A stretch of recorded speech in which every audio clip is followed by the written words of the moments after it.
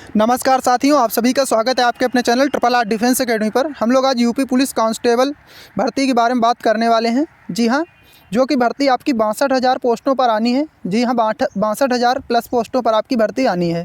तो यहाँ पर हम लोग बात करेंगे कि जिसके फॉर्म की अप्लाई डेट है ये कब से चालू होगी। यहाँ पर आपकी, जैसा कि आप लोग जान चुके हैं, इसकी जो लिखित परीक्षा की तिथि है वो भी आपकी जारी कर दी गई है। जी हाँ, 11 फरवरी से आपकी लिखित परीक्षा चालू होने वाली है। तो हम लोग यहाँ पर बात करेंगे कि इसके फॉर्म जो है कब से ऑनलाइन चालू होने वाले हैं, आयु में कितनी छूट मिलेगी, जो भी कैंडिडेट हैं जर्नल, SC ST, इन सभी को कितनी छूट मिलेगी, तो उसके बारे में हम लोग बात करेंगे। और यहाँ पर हम लोग बात करने वाले हैं कि जो पिछली कट ऑफ यानी 2019 की कट ऑफ आपकी क्या रही है, फिजिकल आपका कितना मांगा गया था, यानी कितनी हाइट, कितना चेस्ट। तो पूरी जानकारी देखने के लिए आप हमारे साथ बने रहिएगा।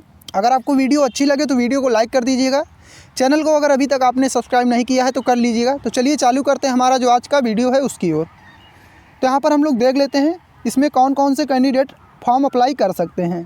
तो यहाँ पर सबसे पहले अगर हम लोग बात कर लेते हैं तो यहाँ पर शैक्षणिक योग्यता जो आपकी मांगी जाती है तो ये 12वीं पास, याद रखिएगा। यहाँ पर जो भी कैंडिडेट 12वीं पास किए हैं वो सभी कैंडिडेट यहाँ पर फॉर्म अप्लाई कर सकते हैं। अब यहाँ पर हम लोग बात कर लेते हैं सबसे पहले जो आपकी एज कितनी क्या यहाँ पर लगेगी और कितनी छूट मिलेगी। तो आयु की अगर हम लोग बात कर लेते हैं जर्नल कैंडिडेट की, तो 18 से 22, याद रखिएगा। जर्नल कैंडिडेट के लिए यहाँ पर 18 से 22 साल। यहीं अगर जर्नल कैंडिडेट की जो फीमेल कैंडिडेट हैं तो उनको यहाँ पर 18 से 22, यहाँ पर इनको कोई भी अभी छूट का प्रावधान यानी कि नहीं दिया गया है, जैसा कि पिछली भर्ती में आपको दिया गया। तो यहाँ पर अभी कोई भी छूट का प्रावधान नहीं है। अगर हम लोग बात कर लेते हैं OBC, SC और ST की, याद करिएगा।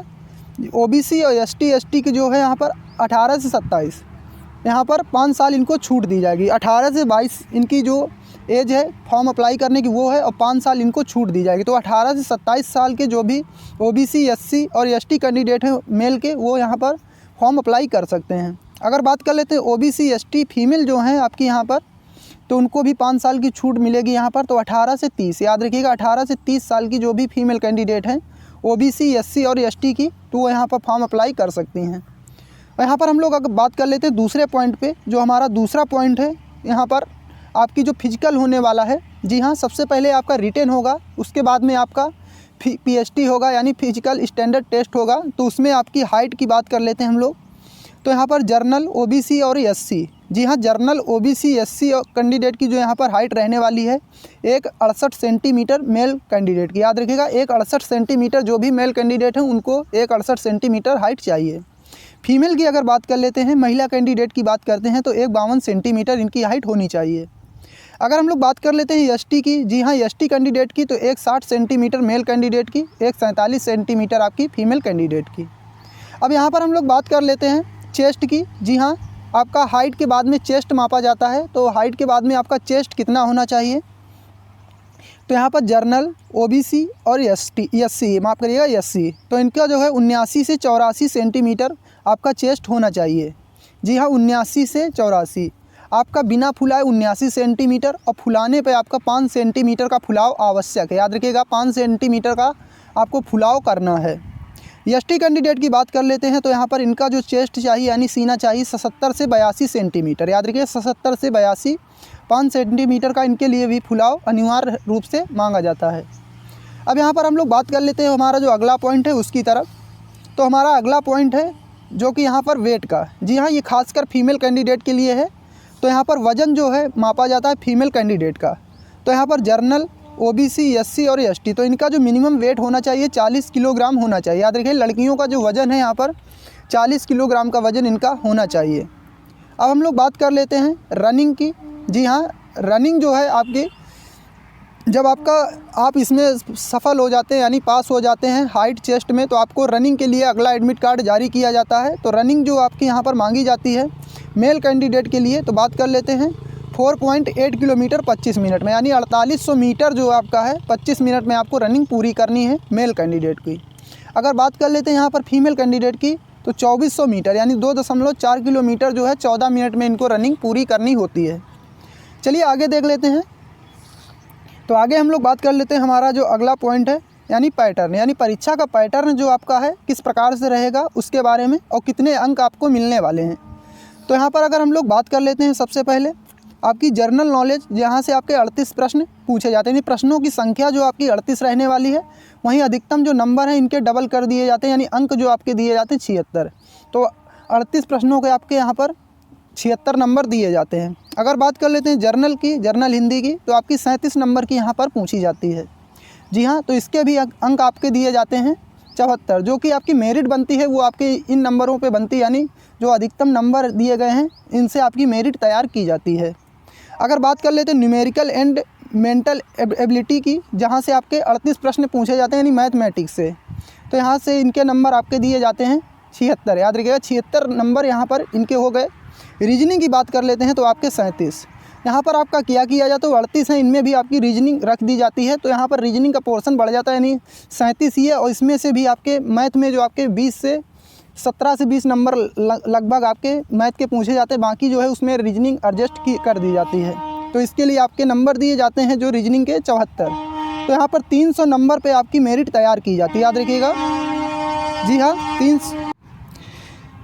तो यहाँ पर आपके जो प्रश्नों की संख्या होती है 150, याद रखिएगा 150 प्रश्नों की संख्या होती है, उनके लिए आपके 300 नंबर यहाँ पर दिए जाते हैं। और जो मेरिट आपकी तैयार की जाती है, इन्हीं 300 नंबरों से मेरिट तैयार की जाती है। तो यहाँ पर हम लोग बात करेंगे जो पिछली बार आपकी मेरिट कितनी रही थी, जिसके लिए फिजिकल के लिए कैंडिडेट को बुलाया गया। तो चलिए हम लोग आगे देख लेते हैं कि आपकी जो फिजिकल के लिए मेरिट कितनी गई थी। तो यहाँ पर ये 2019 की कट ऑफ है, याद रखिएगा 2019 की कट ऑफ आपकी मेल कैंडिडेट की कट ऑफ है आपकी।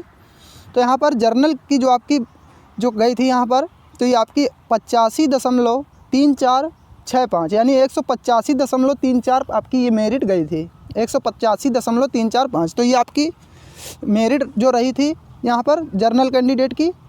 यहाँ पर अगर बात कर लेते हैं हम लोग ओबीसी की, तो ओबीसी की जो आपकी ये रही थी 172, याद रखिएगा ये ओबीसी की आपकी कट ऑफ दी गई है। तो 172.3272 आपकी कट ऑफ पिछली बार, ये ऑफिशियल कट ऑफ है, याद रखिएगा ये कोई फालतू कट ऑफ नहीं, आपकी ऑफिशियल कट ऑफ है जो आपकी पिछली बार रही हुई है। इस इतने नंबर यानी इतने मार्क्स पे बुलाया गया था कैंडिडेट को, जहाँ से आपके फिजिकल इनका कराया गया था। बात कर लेते हैं एससी की, तो एससी की जो कट ऑफ गई थी आपकी, तो 145.3909, जी हाँ 145.3909 ये पिछली कट ऑफ पिछली बार रही हुई थी। अब आगे हम लोग देख लेते हैं एसटी की, तो एसटी की आपकी चली गई थी यहाँ पर 114.1932, जी हाँ 114.1932 ये आपकी पिछली बार कट ऑफ रही थी। तो यहाँ पर लगभग आपके 2 गुना कैंडिडेट पास किए गए थे। पिछली बार आपकी वैकेंसी जो थी ये थी 49,568 पद, जी हाँ 49,568 पद आपके पिछली बार थे। इस बार जो है आपके 62,000 प्लस वैकेंसी आ रही, तो इसी बार भी जो आपकी कट ऑफ है लगभग इसी के आसपास आपकी रहने वाली है, 5 नंबर प्लस माइनस हो सकती है। तो आपको तैयारी जो है अपनी चालू कर देना है, जैसा कि आपकी डेट भी दे दी गई है कि आपके जो यहाँ पर तारीख दे दी गई लिखित परीक्षा की कि 14 फरवरी से आपकी लिखित परीक्षा होने वाली है। तो यहाँ पर हम लोग बात करेंगे अभी कि आपके फॉर्म जो है कब से अप्लाई चालू हो सकते हैं। चलिए आगे हम लोग बात कर लेते हैं। तो यहाँ पर ये न्यूज़ की कटिंग मैं आपको दिखा दूँगा, तो ये देख लीजिए। तो ये आपके दी गई थी न्यूज़ की कटिंग जो है, यूपी में 62,000 भर्तियाँ जनवरी से होंगी शुरू। तो यहाँ पर आपकी इसी से अनुमान लगाया जा सकता है कि आपकी जो अप्लाई डेट है ये शायद जनवरी के प्रथम सप्ताह से चालू हो सकते हैं। याद रखिएगा आपकी जो अप्लाई डेट है ये जनवरी के पहले सप्ताह से शुरू हो सकते हैं। तो आपको अपनी तैयारी को अभी से चालू कर देना है। तो आपको वीडियो कैसी लगी आप हमें कमेंट बॉक्स में लिखकर ज़रूर बताइएगा। अगर वीडियो पसंद आया हो तो वीडियो को लाइक कर दीजिएगा, चैनल को भी सब्सक्राइब कर लीजिएगा। तो इसी के साथ में जय हिंद, जय भारत।